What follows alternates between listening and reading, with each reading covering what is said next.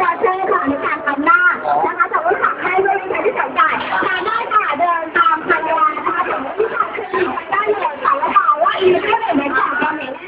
แต่วันนี้ค่ะการที่สั่งนะคะมาเป็นกำไรให้กับลูกค้าตัวค้านะคะพร้อมกับโปรโมชั่นพิเศษจากแสนแม้นะคะถึง30%ในงานนี้นะคะวันนี้จนถึงวันที่3 มกราคมวันนี้ค่ะที่สนใจนะคะสามารถค่ะเดินที่ตลาดนะคะในส่วนของบนก่อนที่แจกได้นะคะรวมถึงค่ะสามารถเดินที่ไปค่ะสอบถามกันในข้างในนะคะที่เรื่องจับโชว์ข้อความเหลือลงได้ตรงบริเวณชั้น2ค่ะในราคาและอย่าลืมนะคะวันนี้จัดการด้านของความปลอดภัยไม่ต้องรอในงานผู้ที่ฝากบริเวณนั่นเองค่ะวันนี้ใครที่อยากจะนะคะดูแลสุขภาพค่ะก็อย่าลืมนะคะผู้ที่ฝากบริเวณเช่นเดียวกันวันนี้การส่วนลดพิเศษนะคะของลูกค้าด้วยค่ะวันนี้จะถึงวันพรุ่งนี้เท่านั้นนะคะและจุดสำคัญค่ะวันนี้นะคะสามารถที่จะเจอได้กับจอเตอร์ที่ชื่อดังนะคะที่นี้ค่ะเปิดร่วมกับคาร์โรวาจากบริษัทเรนิด้วยนะคะผู้เป็นเจ้าของจากนะคะเยสอนเลยค่ะใช่ค่ะรบกวนค่ะกับคุณบอลภรรยานะคะฝากภาพยนตร์นะคะเรื่องเดียวกันเลยนะคะกับภาพยนตร์และเยสอนเลยค่ะต้องสามารถนี้ค่ะมีค่ะกับในส่วนของนะคะโปรโมชั่นพิเศษภายในงานค่ะเสร็จแล้วนะคะ30%เลยนะคะในงานในวันนี้จะอยู่วันที่3 มกราคมวันนี้ค่ะใครที่สนใจนะคะเพราะว่าในส่วนของพิเศษค่ะวันนี้นะคะอีกประมาณ2 วันเท่านั้นเองวันนี้ใครที่สนใจไม่อยากพลาดนะคะที่เดินทางแบกทันดีนะแบกทันเหรออย่าลืมบอกให้ด้วยนะคะ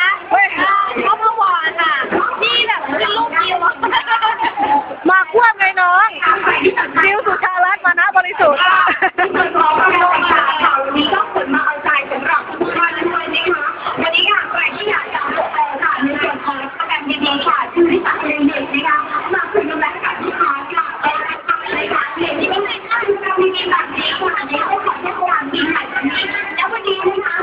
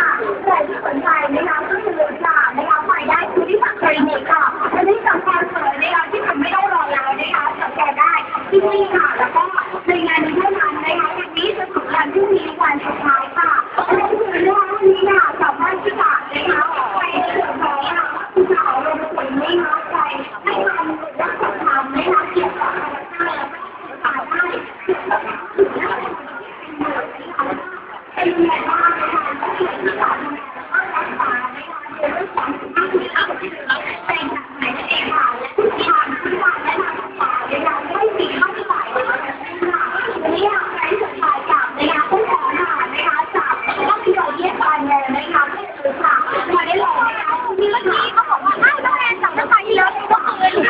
นั่นเองค่ะใช่ค่ะเราเจอแล้วนะคะโดยตามที่เราแจ้งค่ะว่าสั่งเป็นหนึ่งในน้ำหนักตัวเราให้กับลูกค้าทุกท่านค่ะเราต้องเป็นการขายนะคะค่ะวันนี้นะคะสั่งพิเศษค่ะที่เป็นเมนูเด็ดนะคะคือเราเป็นนะคะสั่งข้าวต่างๆค่ะแต่ไม่ผ่านคลินิกนอกจากนี้นะคะในราคาจ่ายไม่ผ่านคลินิกค่ะราคาเริ่มต้นนะคะแค่เพียง3,500นะคะวันนี้ที่สนใจค่ะจะมีนะคะในส่วนของรู้สึกน้องออมจะนำขบวนแล้วนะตอนนี้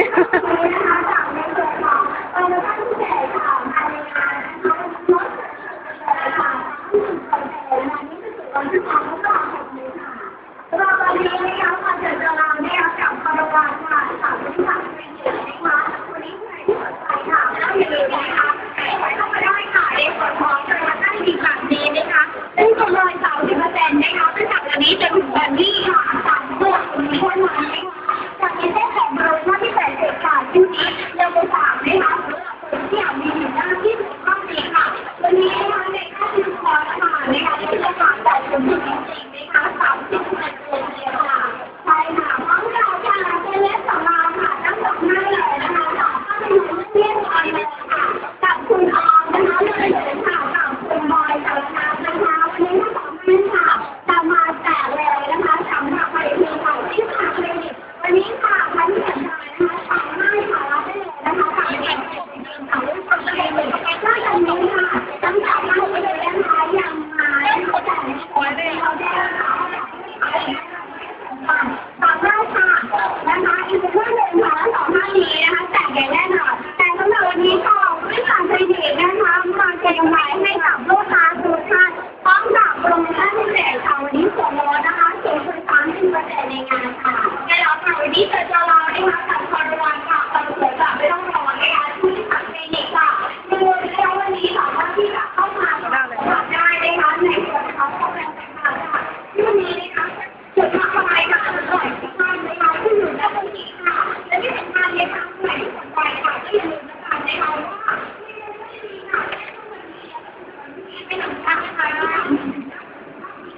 ใครที่พอได้ในวันนี้ค่ะแล้วก็สามารถในการแข่งขันเหมือนวันเป็นใครเลยจะทำให้เป็นสิ่งที่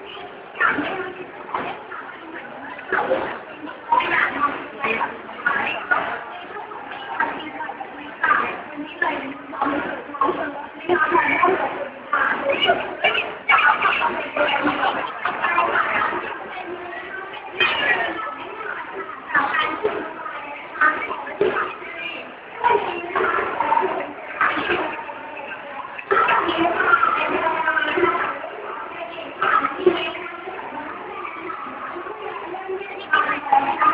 บนี้ปีใหม่จากวันนี้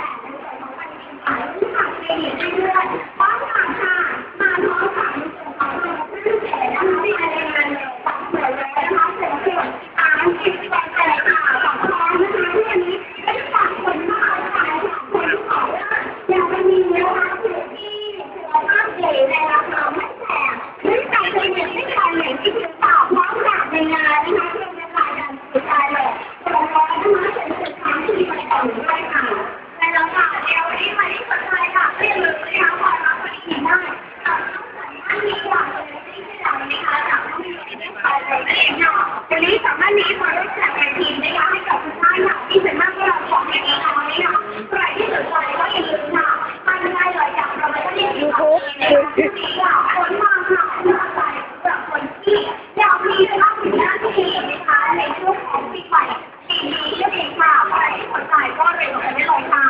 ใช่ค่ะและตอนวันนี้นะคะเรื่องการเชิญค่ะมาถึงเวลาแล้วนะคะมีสายลูกค้าเยอะมากค่ะฉลองนะคะกับเทศกาลปีใหม่ค่ะรับได้เลยนะคะเสร็จแล้ว